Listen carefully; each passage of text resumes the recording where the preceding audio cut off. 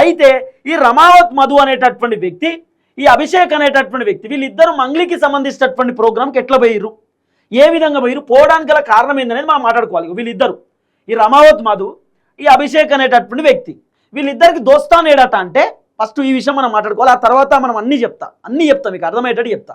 ఈ రమావత్ మధుకు ఈ అభిషేక్ అనేటటువంటి వ్యక్తికి దోస్తాన్ ఎట్లట అంటే, ఇక్కడ మిర్యాలగూడ సైడు వాళ్ళ ఊరు సైడే ఒక లాడ్జ్లో ఈ మధు అనేటోడు ఉంటుండేనట.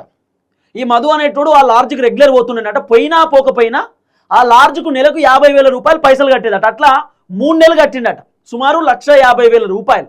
మరి ఒక రోజుకు 1,500, 2,000, 2,500 తెలియదు లాడ్జ్కు. ఈయన పోయినా పోకపోయినా ఖచ్చితంగా లాడ్జ్కి 50,000 రూపాయలు కొట్టేదట. ఆ లాడ్జ్కి రెగ్యులర్ పోతున్నట రమావత్ మధు.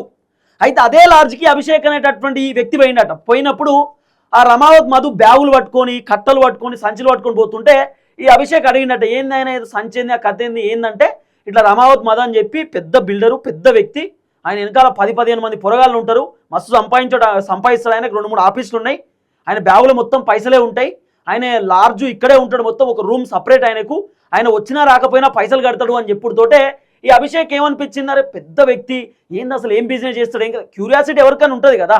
ఆ క్యూరియాసిటీతో అసలు ఏంది ఈయన కథ, ఏంది ఈయన ఏం చేస్తాడు, గిన్ని పైసలు కట్టలేంది, ఈ సంచులు ఏంది, అసలు ఏం చేస్తారని తెలుసుకోవడానికి ఈ అభిషేక్ అనే వ్యక్తి రమావత్ మధుని అడిగిండట. ఏమని, అన్న ఈ పైసలు ఎడికి వెళ్ళి వస్తున్నాయి, ఏంది ఎట్ట సంపాదిస్తున్నావు ఏందని చెప్పి చిన్నగా ఏదో అడిగిండట. నార్మల్గా పరిచయం చేసుకుని ఇట్లా నా సో అండ్ సో అని చెప్పి. తర్వాత రమావత్ మధే మళ్ళీ ఈ అభిషేక్ని చూసి గుర్తుపట్టిండట, అన్న మీరు కూడా రాజకీయాలు చేస్తారు కదా, పాలిటిక్స్, మీ వీడియోలు చూసినా అని చెప్పి ఏదో కథ అల్లిండు మనోడు, ఏదో చెప్పిండ్లే. ఇక ఈ మధు అట ఈయనను ఏదో నువ్వు అభిషేక్ కదా అని చెప్పి అన్నాడట. తర్వాత ఈయన ఆయనతో ఎట్లో మొత్తానికైతే మాట్లాడిరు.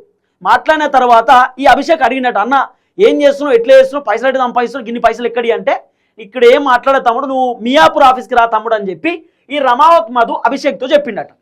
అభిషేక్ ఏం చేసిండు, మియాపూర్ ఆఫీస్ పోయిండు, రమావత్ మధు ఆఫీస్కి. ఏం ఆఫీస్ అది, Gokulananda infra India private limited office.